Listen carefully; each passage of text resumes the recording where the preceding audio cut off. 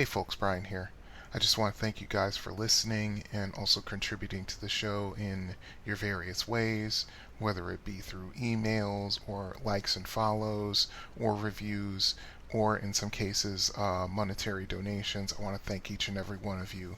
You guys are the inspiration for me keeping this going. So let's keep right on rolling into 2021. Later.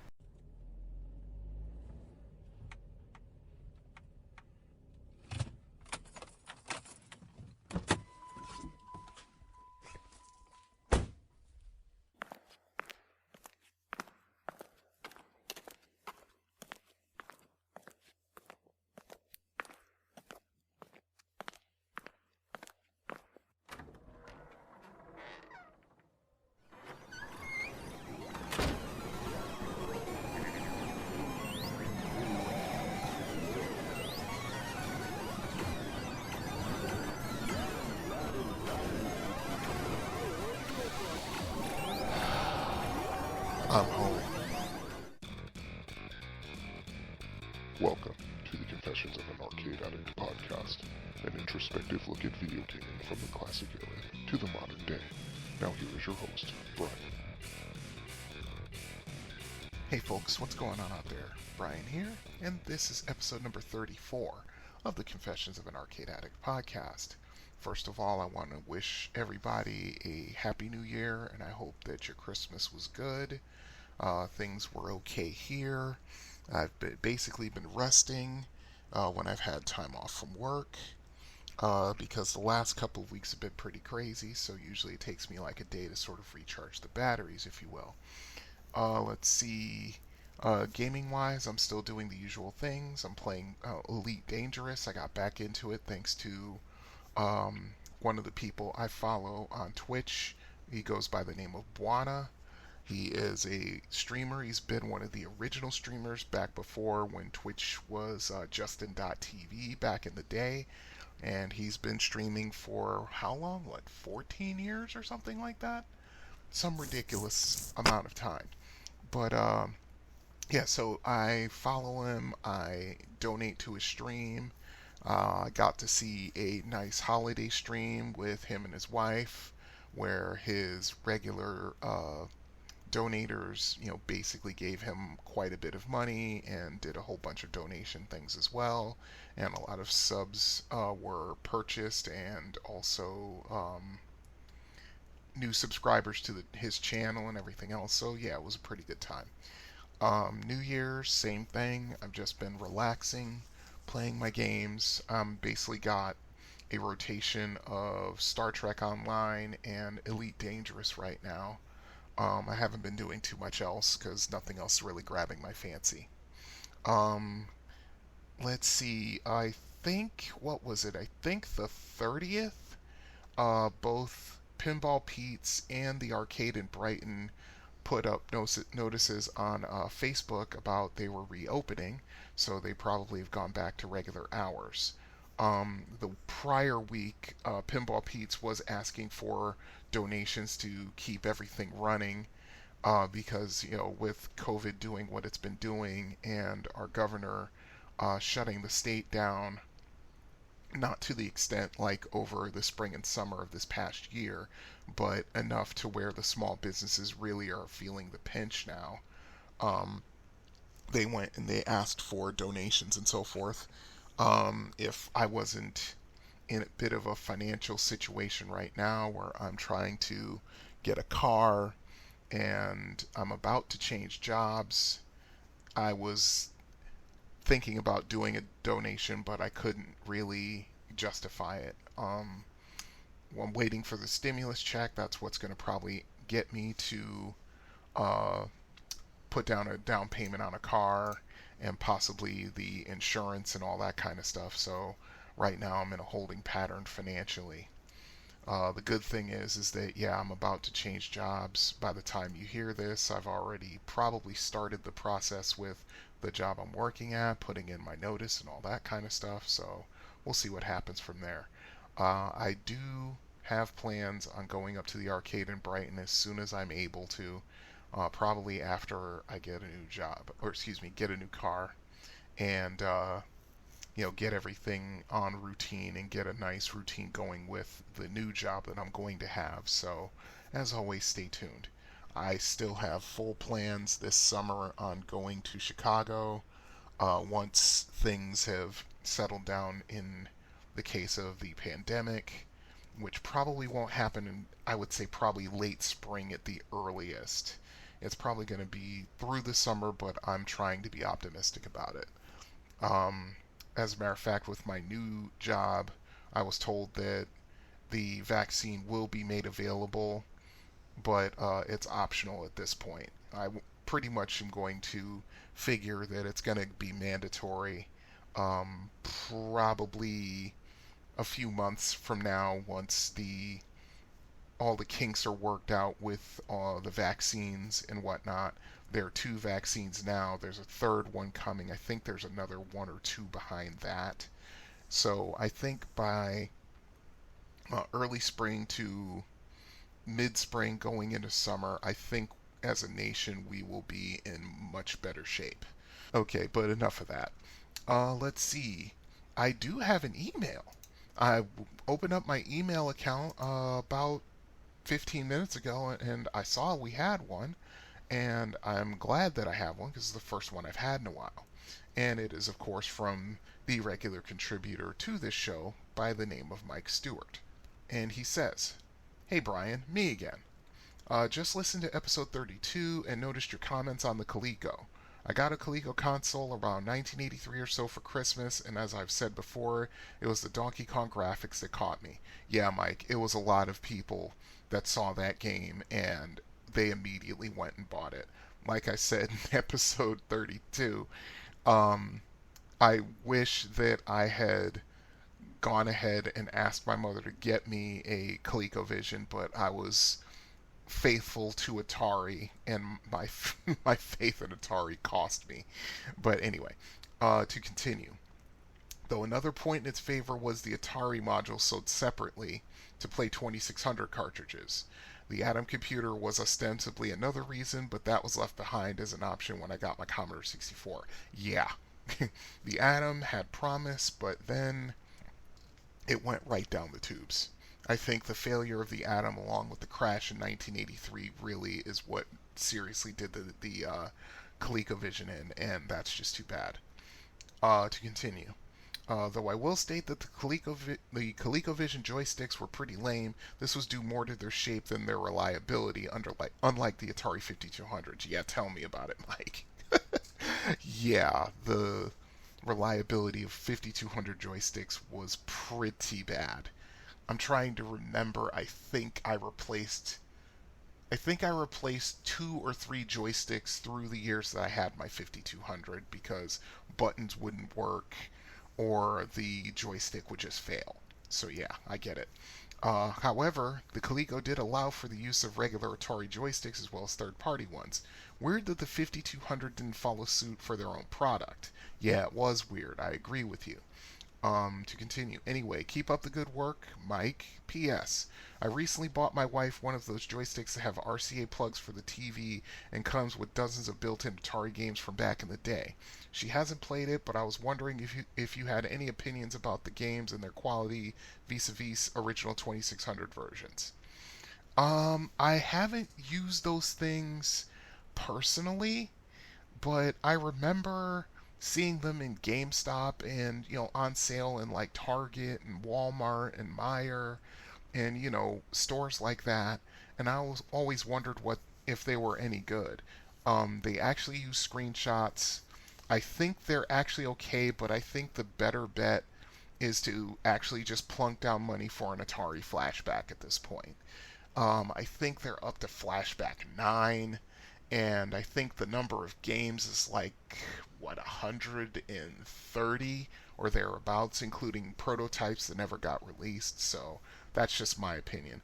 I keep wanting to pull the trigger and buy one, but I just can't make myself do it. Usually there's a bill to be paid, or my son needs clothes, or something along those lines, and I just can't justify spending the money on myself. But yeah, anyway, thank you very much for your email, Mike. Keep them coming. And like Mike, if you wanted to email the show, you could email me at arcadeaddictbrian@gmail.com. Questions, comments, games you want me to cover, games that you remember, games that you pseudo remember but just can't remember the name of them. I'll do what I can to help you. Whatever it is, I'm here. Also, there is a phone number for voicemails. That number is 734-743-2433. Also, social media is moving right along and up and running. On Facebook, all you have to do is search for Confessions of an Arcade Addict. It'll take you right to the page.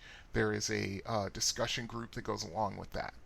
Also on Twitter, I am at arcadeaddict_b.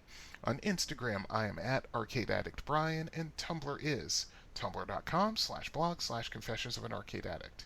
So once again, multiple ways of getting hold of the show. Let your fingers do the walking, let your voice do the speaking, and we'll make it work from there. Alrighty then, so with all of that out of the way, let's get on with the show. I've got quite a bit to talk about, and it's already late, and I'm trying to keep my voice going. So let's get right into it. Top 10s.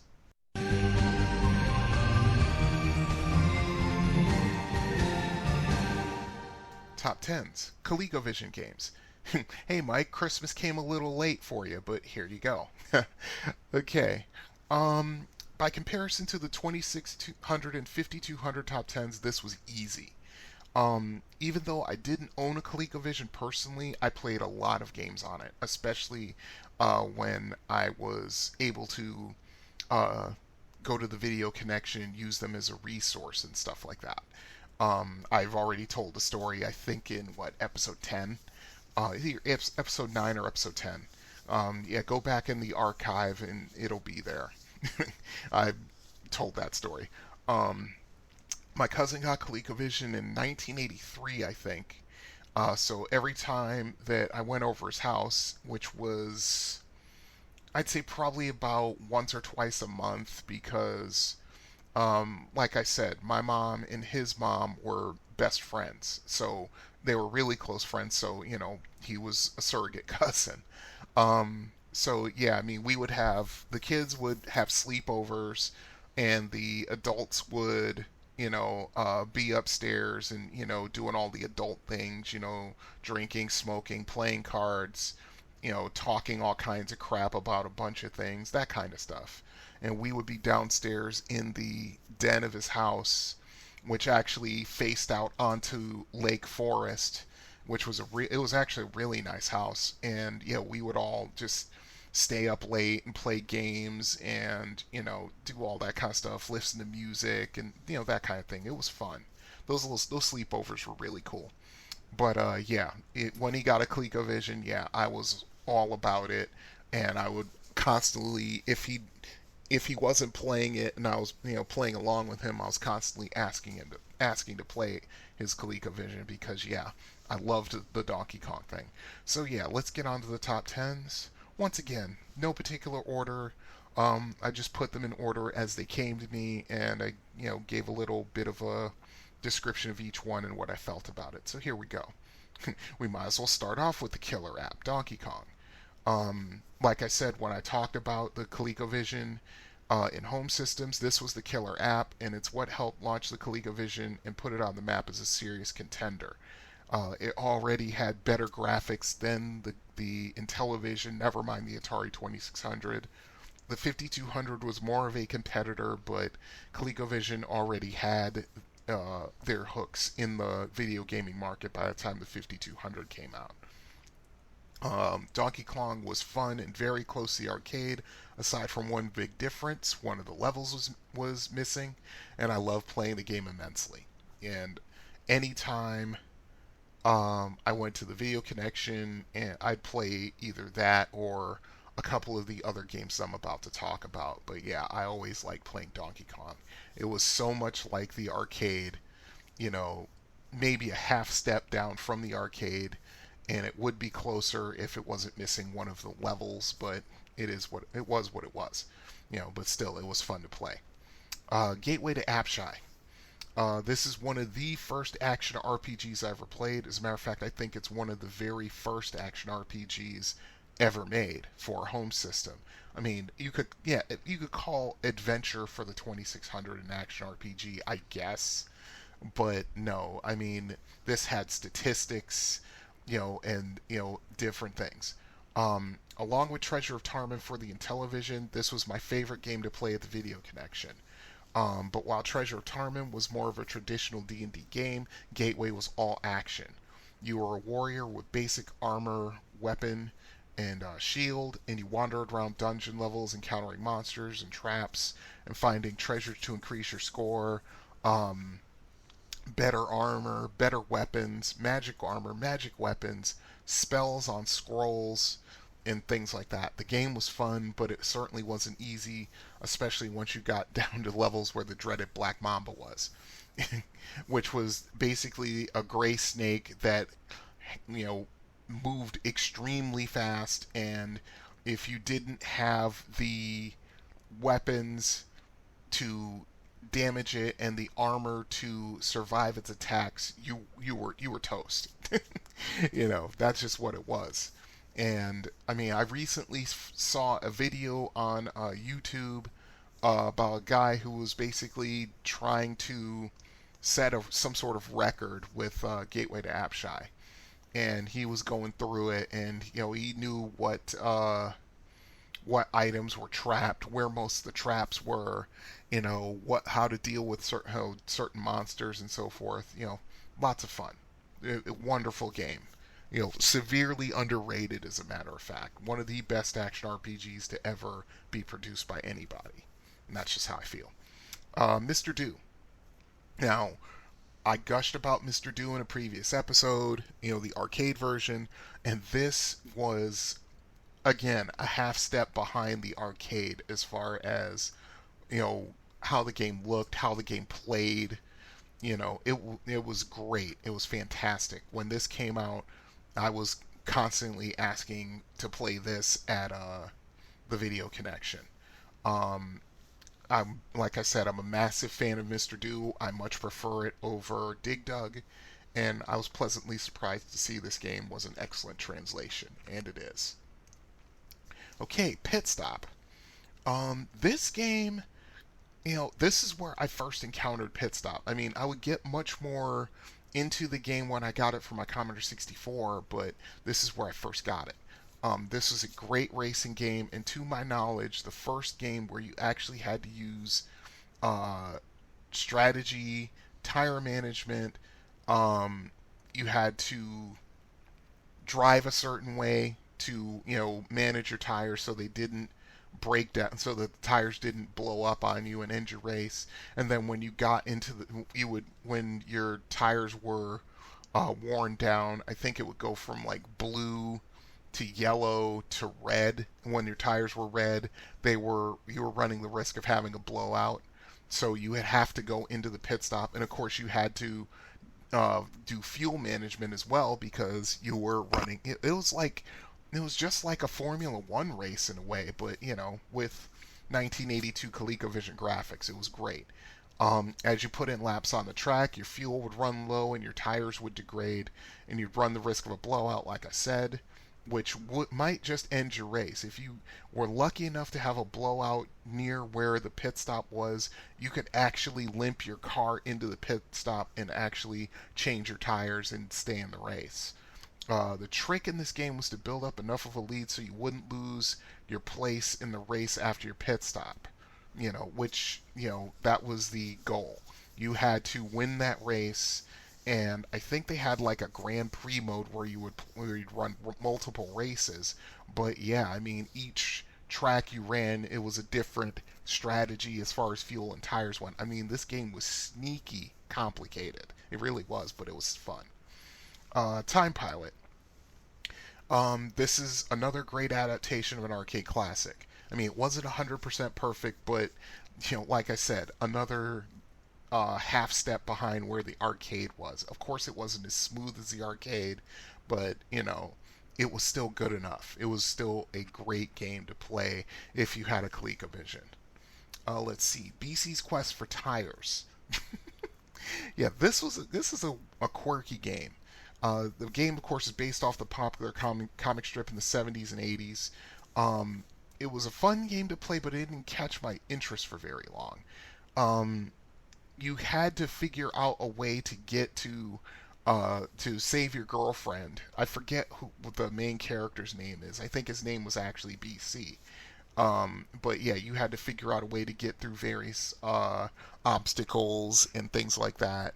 And of course, the thing I remember most about it is that you were running on the caveman's version of a unicycle, which was basically a wooden, or excuse me, a stone wheel with a wooden stick in the middle of it, and you just ride it like it was a unicycle. But yeah, I remember that game. Let's see, Turbo. This is another great translation. I think this is maybe like a quarter step behind the arcade. Um, this game came with a steering wheel and a pedal to further enhance the experience, which I thought was awesome. I mean, it drove the cost of the game up, but it was still pretty cool to use. Never mind, you had to use like, oh god, what was it? Like six C batteries for the steering wheel and the gas pedal so it would work, so you'd burn through batteries all the time. Um, yeah, I played it a lot at the video connection, but uh, it was such an annoyance to kind of get to hook up to the system that if I even tried to ask for it past a certain time when I'd sort of worn out my welcome, they would just look at me and say no.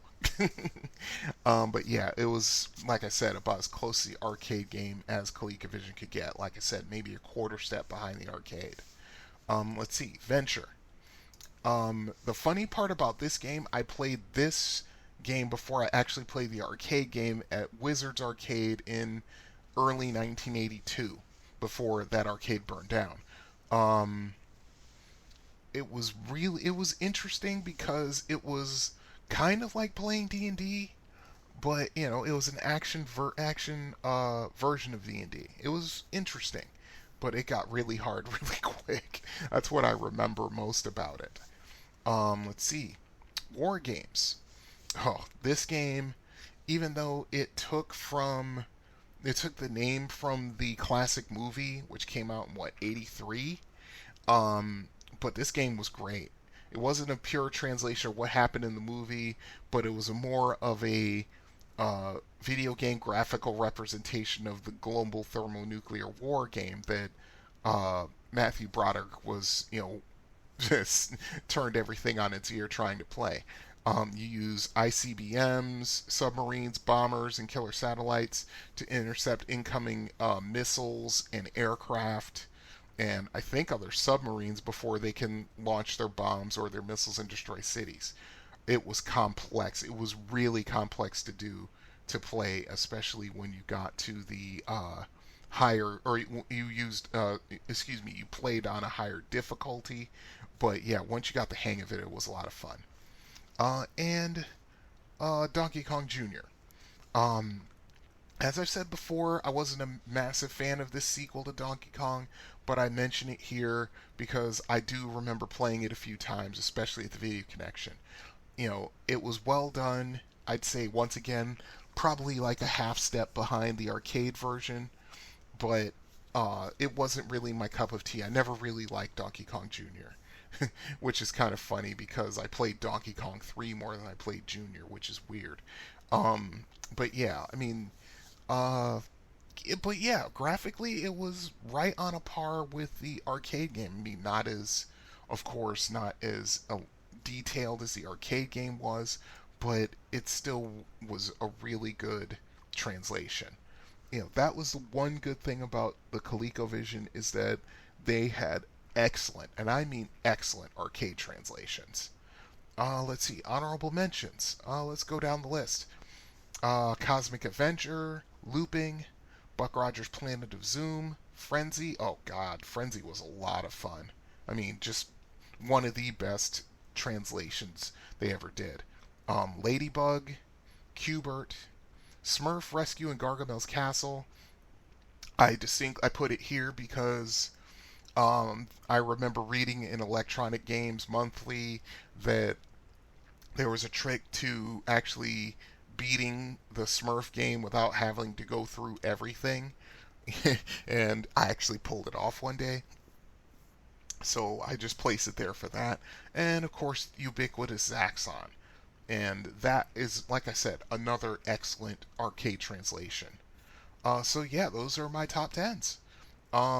If you owned a ColecoVision back in the day, Mike, I know you're listening. I know you've got some things to say about this list. By all means, get a hold of me. arcadeaddictbrian@gmail.com. All right, so with that done, let's move on to Are You Experienced? I'm too old for this. Hiding in front seats like a teenager. Poppy, I think I'm getting too old for this stuff. I'm getting too old for this. Listen, you was born too old for this. I'm getting too old for this. You're getting too old for this. Lying red-arsed in the heather chasing other men's cattle. I'm getting too old for this sort of thing. Maybe we're getting too old for this. What do you think, huh? I'm not too old for this shit. I'm not too old for this shit. You will not. We're not too old for this shit. We're not too old for this shit. We're not too old for this. It's like you believe. We're not too old for this shit. Yeah. We're not too old for this I'm not shit. gonna buy a hemorrhoid cushion. We're not too old for this shit. Are You Experienced? Star Castle. Oh man, this game. When I've rediscovered this game at the arcade in Brighton, it brought back so many memories from 1979. It almost doesn't even bear description. So yeah, let's get right to it with some information from Wikipedia. Star Castle is a vector graphics multi-directional shooter released in arcades by Cinematronics in 1980. Now, I could have sworn it was 79, but okay, I'm not going to quibble. The game involves obliterating a series of defenses orbiting a stationary turret in the center of the screen. The display is black and white with the colors of the rings and screen provided by a transparent plastic screen overlay. Yeah, that's a holdover from like the mid 70s right there. A lot of video games from that era had plastic screen overlays to simulate color. Let's see. Star Castle was designed by Tim Skelly and was programmed by Scott Bowden. Skelly created a number of other Cinematronics vector games, including Starhawk. I'm not even going to get into Starhawk, because, yeah, I have so many memories of that game. Armor Attack and Ripoff. A Vectrix port of Star Castle was released in 1983. The object of Star Castle is to destroy an enemy cannon which sits in the center of 3 concentric rotating energy shield rings while avoiding and destroying mines. Enemies that spawn from the core pass through the energy rings, then home in on the player's ship. The player-controlled spaceship can rotate, thrust forward, and fire small projectiles. The cannon shields are composed of 12 sections each, and each section takes 2 hits to destroy. Once a section is breached, the rings beneath it are exposed to fire. Once the innermost ring has been breached, the central weapon is vulnerable to attack from the player. However, the player is also more vulnerable at this point, as with the shield rings eliminated, the gun can fire out a large projectile that hisses with white noise. Moreover, the central core tracks player movement at all times. If the player manages to hit the cannon, it explodes violently, collapsing the remnants of the shield rings, and the player is awarded with an extra ship. The next level starts with a new gun and fully restored shield rings, with the difficulty increased. The mines move faster, the rings rotate more quickly, and the core tracks the player faster. If the player completely destroys the outermost shield ring, the cannon will create a new one. The middle ring expands to replace the lost outer ring, and the inner ring replaces the middle, and a new ring emerges from the core to become the inner ring. Therefore, in order to penetrate the cannon's defenses, the player must be careful not to completely obliterate the outer ring. 3 homing mines will destroy your player's ship on contact. The mines can be destroyed, but they are very small and difficult to fire on, and the player does not receive any points for destroying them. Mines are revived when shield rings regenerate. Some variants keep 3 mines churning constantly so that a new mine respawns from the core as soon as one is destroyed. As the player progresses through the levels, the mines get faster and faster, forcing the player to keep moving to avoid them. Oh yeah, ain't that the truth. More on that later. Let's see. The Legacy. The development of the game was chronicled in an issue of the magazine Science 80. I barely remember. I think I read something on that. I think I read that. Thank God for Walden Books and the Book Beast, because yeah, you could read magazines and stuff. Let's see. Atari programmer Howard Scott Warshaw investigated writing a clone of Star Castle for the Atari 2600, but didn't see the game as a good match for the system technically. He reconfigured the concept into Yard's Revenge, which became Atari's top-selling original game for the 2600. How about that? A hobbyist written of Star Castle for the 2600 was eventually released in 2012. Interesting. I'm going to have to check that out. Let's see. Jim Nichols of Cavalier Computer wrote a clone for the Apple II called Ring Raiders, referenced in-game as Raiders of the Lost Ring in 1981. Anthony Weber of SteadX Software wrote a clone for the Atari 8-bit family called Star Island. In 1986, in the movie Maximum Overdrive, a Star Castle machine electrocutes a person in the arcade. I like that. That's pretty funny. Okay, my thoughts on it. This game got a lot of attention in Trumbull Mall Arcade, and that's the only place I ever saw it back in the day. The sounds of this game, the sounds that it made were thrilling and were a little bit intimidating too. The regulars fell on it almost immediately, and there was some fierce competition for the high score, because there was only one high score for it, and you didn't even have you couldn't even put your initials up. But I digress. It was a fun game that got very challenging pretty quickly, and when I saw this game in the arcade in Brighton for the first time, all those memories came flooding back, just like I said at the top of this segment. Yeah, and one of the best games that came to that arcade in that year, in 1979, 1980.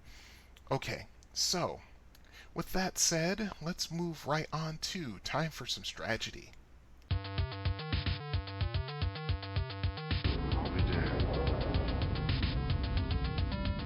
What happened? Combat tactics, Mr. Ryan. Oh, I never should have doubted you, boss. There's a plan in everything, kid. And I love it when a plan comes together. It's about time for me to employ a little Stragedy. Time for some Stragedy. I talked to somebody on Facebook a couple of months ago, and he said to me that he preferred Omega Race to Star Castle because he could make his money last longer. That completely blew my mind, because Omega Race was one of those games in the early 80s that could cost you a lot of money if you sucked at it, and it could be horrifically cheesy to boot. And yes, it was. There's a reason why I haven't talked much about Omega Race, aside from an honorable mention in my top 10s for, 1980, 1981, right in there. Because it was one of those games that, yeah, it could be really cheesy. And it really, really was. I mean, the anticipation this game had was almost preternatural. But I digress. I asked this guy a couple of questions, and he told me that he would just, when he played Star Castle, he'd just sit in the corner and just try to destroy the cannon from there. To which I nodded in understanding, because that's the exact wrong way to play this game. That's just the truth. Okay, getting on to my little strategy guide here. For at least the first 5 or 6 levels, Star Castle is a game that rewards aggressive playing. On the first screen, you blast all but one tile of the outer ring, and do the same for the middle ring, and try not to blast the inner ring. From there, use the back and forth wraparound method to blast the inner ring and avoid getting shot down by the cannon once the inner ring has been breached. The back and forth method is flying your ship back and forth at full speed, either horizontally or vertically. Wrapping around the screen is firing as you approach the cannon, bounce off the walls, then fly in the opposite direction to attack from the other side. For a while at least, this keeps you from getting zeroed in on by the cannon, and also shakes the drones off your tail for a few seconds, at least until they move so fast that they match your ship's speed at full thrust.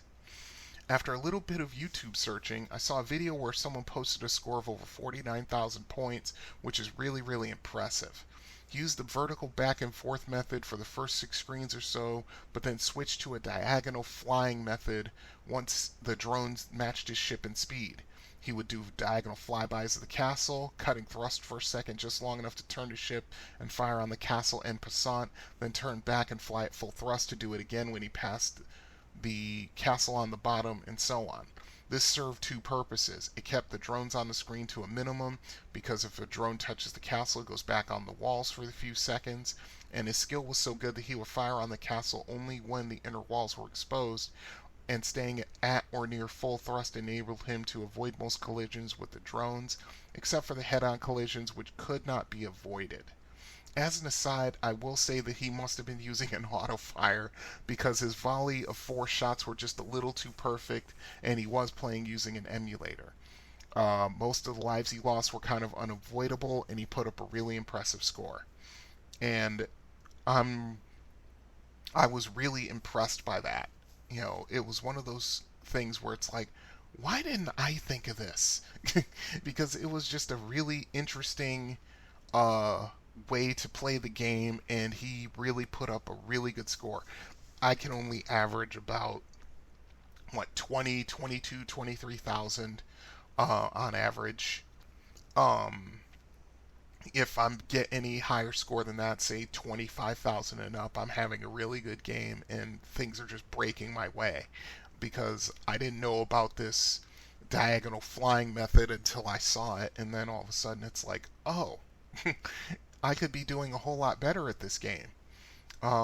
Every time I played Star Castle at the arcade in Brighton, I won't lie, I would do it because somebody put up a really weak score on it. I remember one time I was at the arcade, and there was these older guys playing it, and by older I mean maybe like 2 or 3 years older than me. You know, might have even been a couple of years younger than me, but they were playing Star Castle and they were acting like, you know, they were hot S on a stick here, and I just waited until they stopped playing the game and they moved on, and I just got on that game and I beat their high score by at least 6,000 or 7,000 points. You know, just because I've never liked guys who thought they were hot S on a stick when they're really not. And yeah, even if it was just for my peace of mind, yeah, I showed them up a little bit. So yeah. Anyway, that's Star Castle. Oh man. Any thoughts, comments, questions? You have any tips and tricks of your own for Star Castle? Just get a hold of me. arcadeaddictbrian@gmail.com.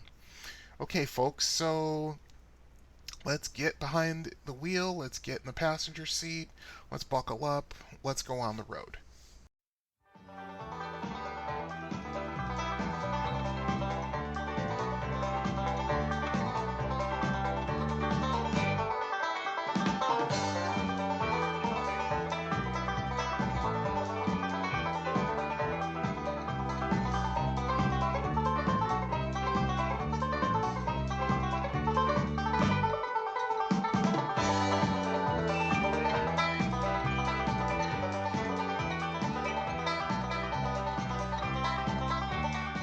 Hey folks, Brian here, and this is another segment of On the Road.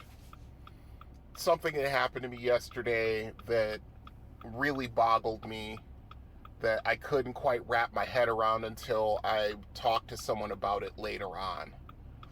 As a matter of fact, yeah, it was my girlfriend I talked to about it. Okay, full disclosure, you know, I work for a medical laboratory as a courier. I have a route where I basically have to go around to pick up from labs 3 times a day. On Mondays is my long day because several of the clinics I pick up from do not close until 7 o'clock. So on my last run, I'll have some time to just chill out and relax, read a book, take a nap if I want to, that kind of thing. Well, yesterday, which was Monday, it was so hot that I just couldn't see myself sitting in a parking lot, just chilling out, and I certainly didn't want to just stay in my car and leave the engine running and leave the AC running, because fuel was getting to be a bit of an issue towards the end. So I thought to myself, and I just said, well, I'll just go over to this one bowling alley that I know of that I've always wanted to check out, that I always drove by at one of my previous jobs. So I figure I'll just go in there, see what's going on, see if they've got anything to play. If not, I could just get a soda and just sit down at a table and just chill until it's time for me to drive back to the clinic and start my last run of the night. So I went to the bowling alley. It's a cool little spot, Actually, the bowling alley is set into the ground, which I thought was interesting. It was like on this little hill, and most of it was actually like set into the ground, which I would think helps out with air conditioning costs. Nice little bowling alley. Had 12 pool tables, I think. I thought about playing some pool, but then I said, let me see what else they got. Most bowling alleys, they'll have 1 or 2 video games in there. I could probably just play a game or two, have a little fun. So I walk around the corner, and sure enough, they've got a Hyper Ms. Pac-Man in there.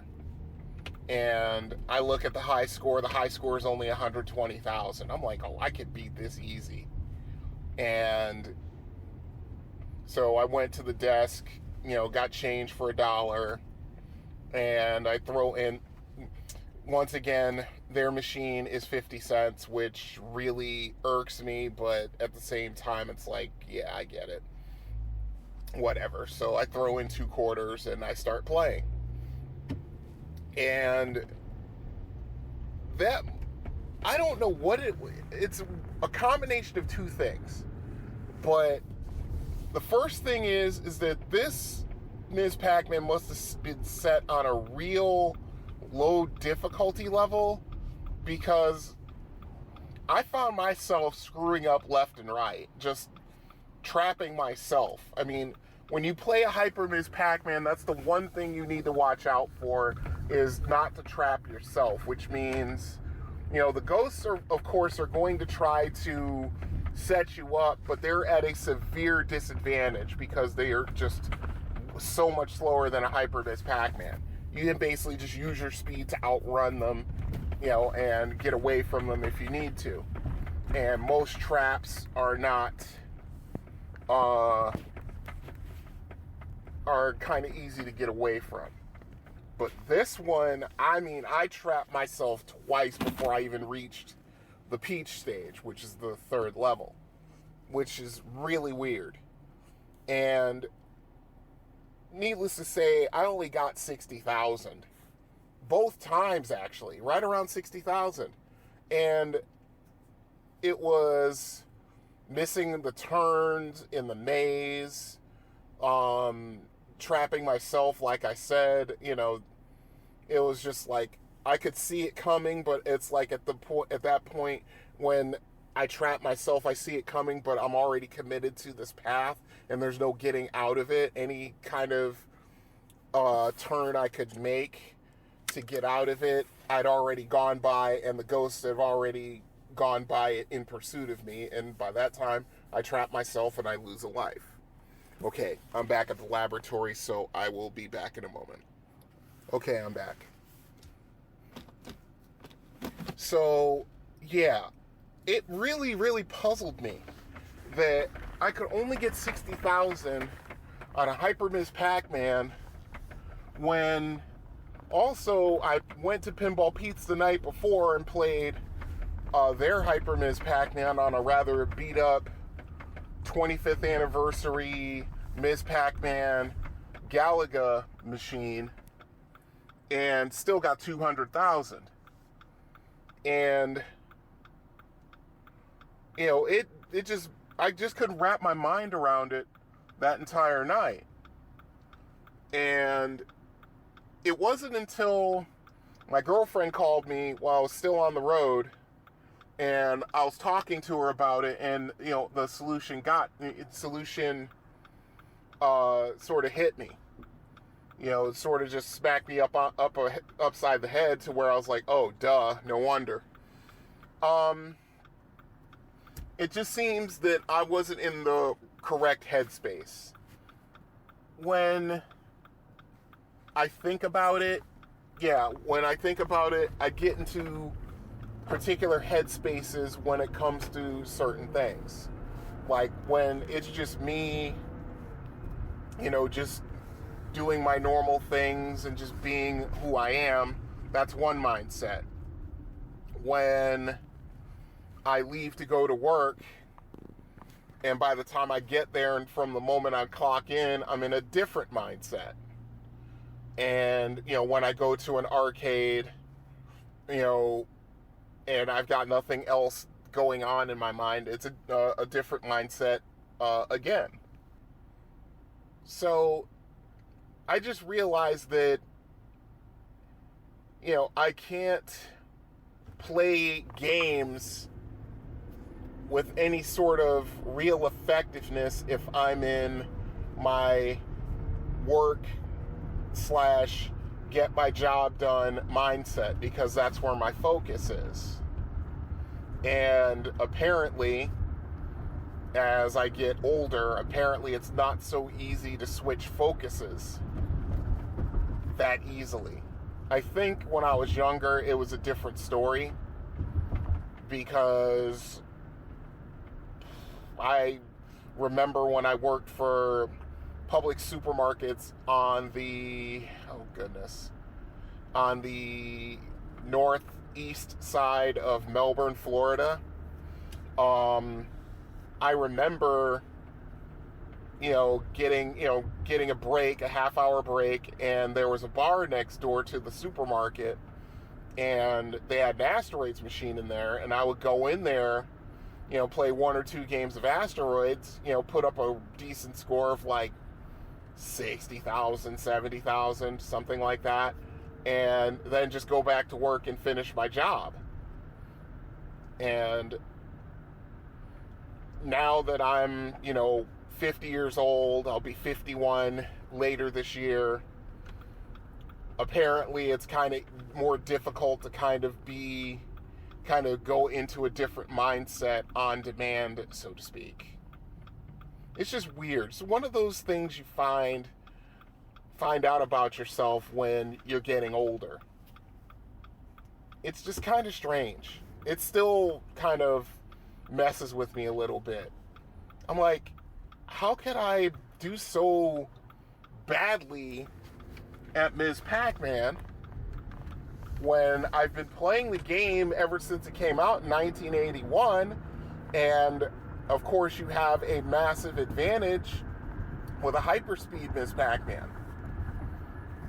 But yeah, that's the thing about playing hyperspeed Ms. Pac-Man. I've said it before, is that it's one of those things where you kind of have to think 2 seconds ahead of where you are at all times. At least 2.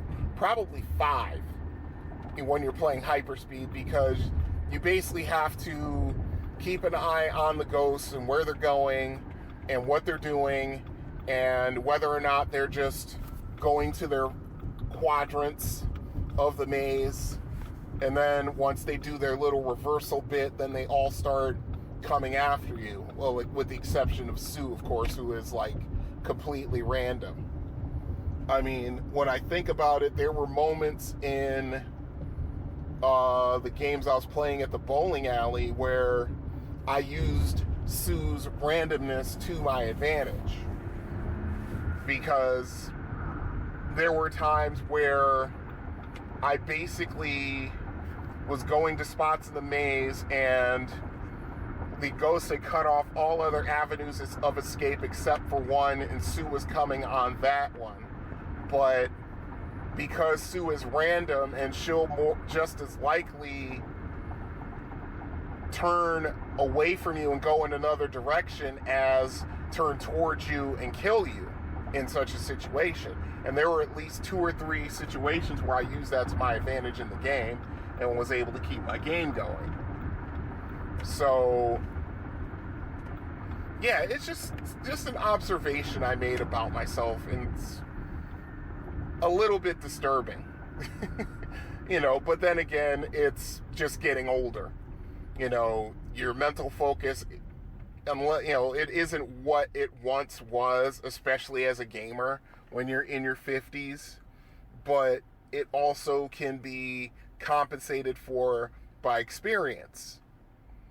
I talked about it in the previous On the Road segment I did when I was talking about playing that one guy in Street Fighter II Champion Edition and beating him 5 times in a row, because I have such a deep knowledge of my favorite character to use, which is Sagat, and I know his reach, I know what he's capable of damage-wise, I know what he's capable of in terms of combos and things like that, like I said, there were points in each one of those fights where my opponent was making mistakes, and rather large ones, and I couldn't quite get to a place where I could punish him for it. But the thing is that the way I use Sagat is defensively. Almost, I'd say if you're going to use some sort of percentage split, I'd say it's like 70 to 30 angling towards a defensive fighting style.